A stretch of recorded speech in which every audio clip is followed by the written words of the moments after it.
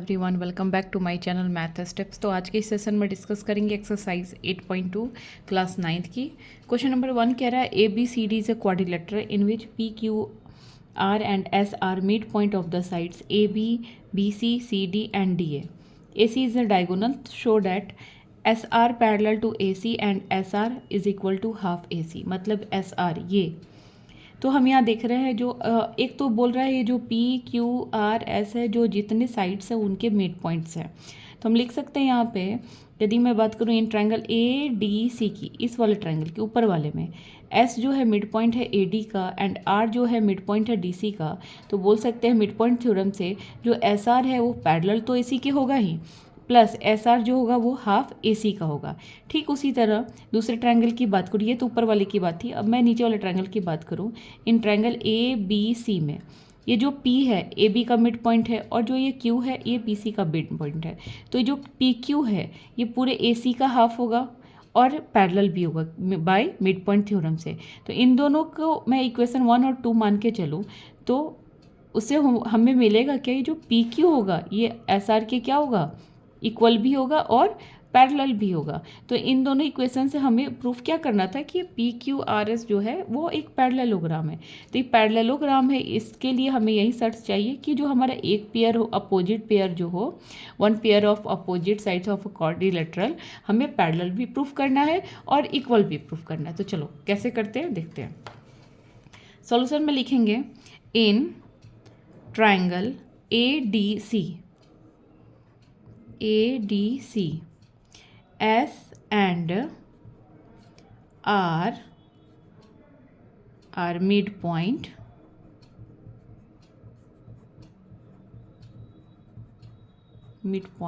of किसका है AD and जो R है वो किसका है DC का, DC रेस्पेक्टिवली।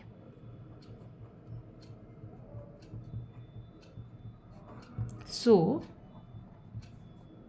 एस आर जो होगा वो पैरेलल होगा ए सी के, ये जो एस आर होगा वो पैरेलल होगा ए सी के एंड जो एस आर होगा वो हाफ पी होगा किसके, ए सी के। क्यों, by mid point theorem.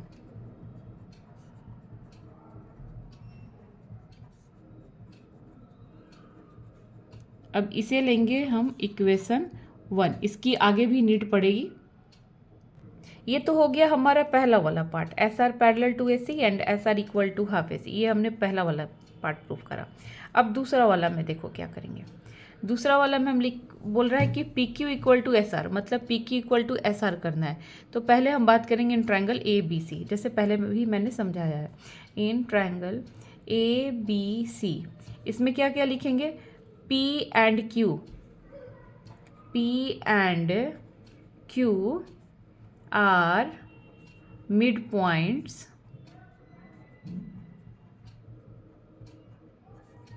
of किसका, AB का एंड BC रेस्पेक्टिवली।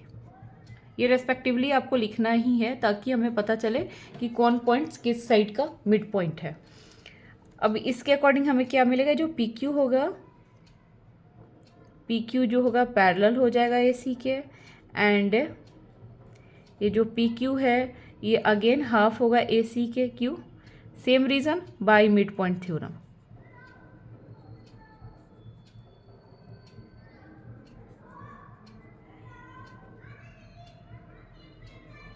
इसे हम लेंगे इक्वेशन नंबर 2। क्यों इक्वेशन नंबर 2 लिखेंगे, अब देखो यहाँ पे जो है ये भी ए सी के इक्वल है, ये भी ए सी के इक्वल है। तो लिखेंगे from equation 1 and 2 we gate,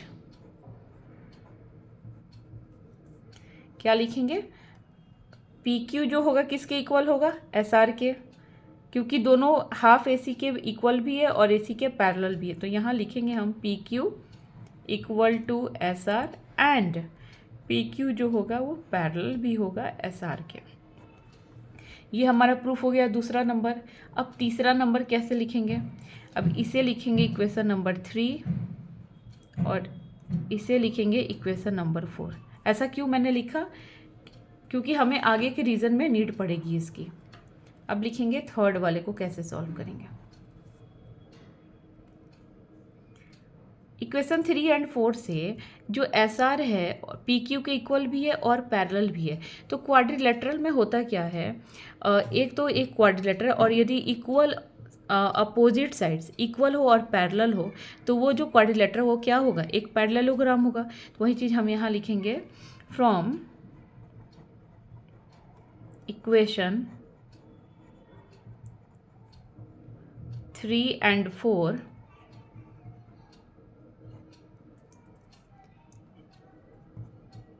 one language में लिखेंगे, one pair of opposite sides of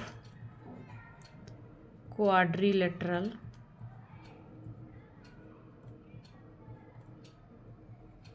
of PQRS are equal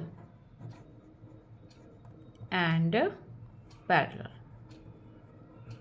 equal भी है और पैरेलल भी है, तो देयरफॉर क्या हो जाएगा, therefore PQRS is a parallelogram. हमने पढ़ा था कि किसी भी क्वाड्रिलेटरल का एक अपोजिट साइड्स इक्वल और पैरेलल होगा तो वो क्वाड्रिलेटरल क्या काम करेगा, एक पैरेललोग्राम का करेगा। तो बस हमें यही प्रूफ करना था।